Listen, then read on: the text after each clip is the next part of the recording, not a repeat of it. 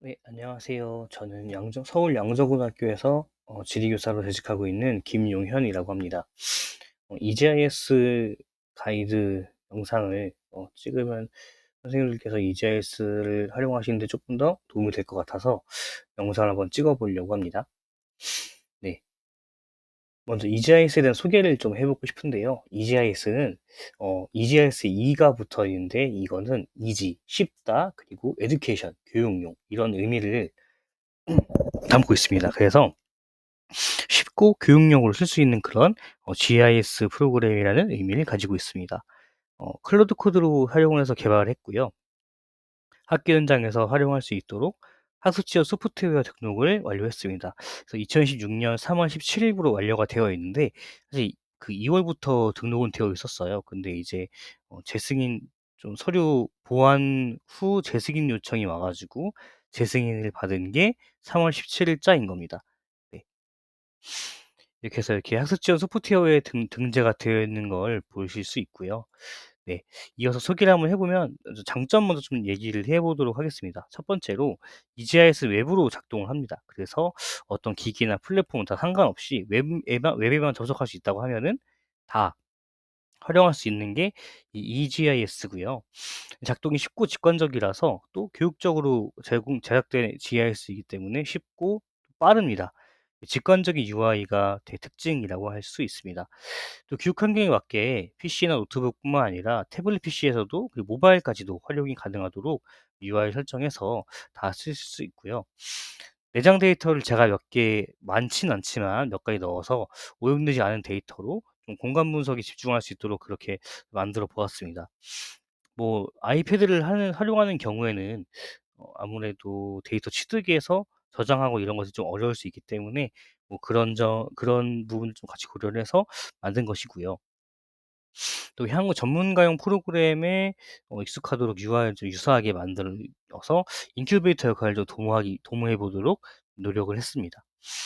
네, 그리고 유지 보수를 제가 직접 하기 때문에 뭐 기능 수정이나 UI 변경 이런 것들이 요청이 왔을 때 제가 이거는 말씀하신 게 맞다. 바꿔야 되겠다 싶으면은 바로 버릴 수 있기 때문에 되게 피드백 수용도 빠르고 그 피드백을 반영하는 그런 속도도 매우 빠르다고 볼 수 있습니다. QGIS나 아크GIS 같은 경우에는 어떤 불편함이나 이렇게 했으면 좋겠다 이런 것들이 있어도 그것을 의견을 제시하는 것도 어려울 뿐더러 그거에 반영되고 또 그게 어떤 릴리즈 노트에 반영돼서 새로운 버전이 공개되는 것도 되게 어려워요. 하지만 이건 저 혼자 만드는 것이기 때문에 그런 건 되게 빠르다고 볼 수 있습니다. EGIS를 왜 써야 되냐라고 한다면 교육용에 특화된 이 GIS이기 때문에 쓰면 좋다고 좀 말씀드릴 수 있을 것 같아요. 예를 들어서 내가 집에서 뭐 대형 마트를 가야 된다라고 했을 때 모닝이 있고 5톤 트럭이 있다고 하면은 '어떤 걸 타고 갈까?'라고 생각을 해 보면은 좀 더 편할 것 같습니다. 그럼 보통 모닝을 타고 가겠죠. 왜냐면은 그냥 간단한 마실이나 어떤 적당한 거리를 이동해서 뭐 장본 정도의 짐을 싣고 오는 데는 모닝이 되게 적합하기 때문이죠. 그러면 5톤 트럭으로는 마트 못 가냐? 갈 수 있습니다. 갈 수 있는데 그 큰 차를 끌고 가면은 주차장도 못 들어가고 너무 과하죠. 그러니까 겨우 마트 가려는데 5톤 트럭을 끌고 갈 필요가 없는 거예요. 그러니까 모닝은 EGIS고 5톤 트럭은 QGIS나 아크GIS라고 생각하시면 될 것 같습니다. 모두 다 GIS, 마트까지는 갈 수 있지만 역할이 다른 거죠. EGIS는 마트까지 가는 그런 기본적인 교육용의 공간 분석을 할 수 있는 것이고 QGIS나 아크GIS는 되게 헤비한 전문가적인 그런 기능을 쓸 때 유리한 거죠. 그래서 뭔가 사용하는 그 목적이 다르다고 보시면 될 것 같습니다. 단점도 당연히 존재를 합니다. 단점이라고 하면은 첫 번째로 웹메리카토르라에 고정이 돼 있어요. EGIS가 아크GIS, QGIS의 큰 차이점은 Q나 아크는 웹지도를 플러그인을 다운받든가 해서 띄우는 방식인데 그러니까 굳이 웹지도가 없어도 됩니다. 근데 EGIS는 무조건 웹지도가 베이스로 깔려 있습니다. 그래서 웹지도가 꼭 있는 상태로만 작동이 되기 때문에 그 웹지도의 보통 도법은 EPS 3857인 메르카토르거든요. 이 메르카토르 도법을 벗어나지는 못합니다. 이게 좀 단점이라고 볼 수 있어요. 근데 이런 걸 설정한 이유는 메르카토르 그러니까 웹지도로 어쨌든 고정이 돼 있다고 하면은 단점은 메르카토르 도법만 쓸 수 있지만 장점이라고 하면 또 여기서 파생되는 장점은 도법 좌표계 때문에 학생들이 공간 분석을 못하는 경우는 없어요. 제가 학교 현장에서 QGIS를 쓰거나 제가 이제 쓸 때 조금 가장 곤혹스러웠던 점 중에 가장 큰 것이 뭐냐면 바로 좌표계 설정입니다. 좌표계를 맞추지 않으면은 화면에 화면에 공간 정보가 뜨지도 않을 뿐더러 다른 데가 있고 막 이런 경우가 되게 많거든요. 그래서 어떻게 보면 그런 것들을 그런 오류를 없애버렸다는 그런 장점도 있지만 반면에 도법이 고정되어 있기 때문에 다른 도법을 보지 못한다. 이런 단점이 있습니다. 그리고 3D나 뭐 이런 전문가용 GIS 프로그램에서 쓸 수 있는 그런 되게 어 엄청난 기술들은 사실 불가능합니다. 그래서 그런 것들을 지원하지 않고 웹 기반이기 때문에 물론 온라인을 대부분 사용할 수 있지만 오프라인에서 사용할 수 없다. 이게 조금 단점이 될 수 있을 것 같고요. 그리고 대용량 데이터 계산에 취약할 것으로 예상이 됩니다. 네, 아무래도 웹으로 돌리는 가벼운 GIS다 보니까 많은 양의 데이터는 좀 계산이 어려울 수 있어요. 근데 제가 예상된다고 쓴 이유는 대용량 데이터가 어느 정도까지인지, 그러니까 어느 정도부터 조금 얘가 버거워하는지를 몇 메가부터인지, 피처가 몇 개부터인지를 잘 모르겠습니다. 그거를 한번 측정해 보진 않아서. 근데 확실한 건 정말 너무 많은 데이터가 있을 때 버벅거린다거나, 뭐 예를 들어 제가 전국에 있는 모든 하천 공간 데이터를 넣었을 때 튕기진 않지만 약간 버벅임이 있더라고요.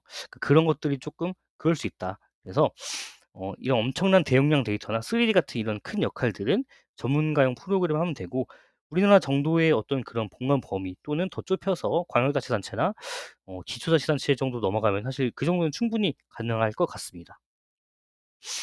접속 방법은 이제 URL로 가면 되는데요. 그냥 이 대시 GIS 이거 이대로 가시면은 바로 그냥 접속할 수 있어요. 되게 편한 것이고, 또 앱도 제가 따로 만들었습니다. 그래서 데스크탑 앱에서도 EJS를 쓸 수 있는데 GitHub 릴리즈 링크를 제가 따로 공유를 해 드릴 테니까 거기서 받으면 됩니다. 웹으로 간 EJS랑 데스크탑 앱에 있는 EJS는 사실 똑같아요. 이 데스크탑 앱의 EJS는 웹의 EJS를 그대로 불러온 것밖에 안 되기 때문에 똑같이 기능하는데, 왜 앱으로 만들었냐? 스토리맵 기능이 추가되어 있습니다. 그래서 데스크탑 앱에서는 스토리맵도 같이 볼 수 있다. 이런 장점이 만들 수 있다. 이런 장점이 있어서 그건 나중에 차시에 한번 다뤄보도록 하겠습니다. 저는 개인적으로 이 지리 교과 과목에 EJS 싣는 게 목표예요. 그래서 지금은 SGIS, QGIS가 있는데 SGIS는 되게 폐쇄적인 GIS라서 많은 걸 하지 못하고 QGIS는 학생들이 하기에 조금 너무 버거운 그런 프로그램이다 보니까 EGS가 충분히 그 둘을 대체할 수 있는 그런 프로그램이라고 생각을 하고 제 단기적 목표는 교과서에 EGS를 실어보는 것입니다. 제가 이번 가을 9월부터 대학원에 입학을 하게 되는데 석사학위 논문도 이 EGIS를 한번 활용해서 한번 작업을 만들어 보려고 합니다. 물론 시간은 좀 많이 남았지만 이렇게 생각은 하고 있습니다.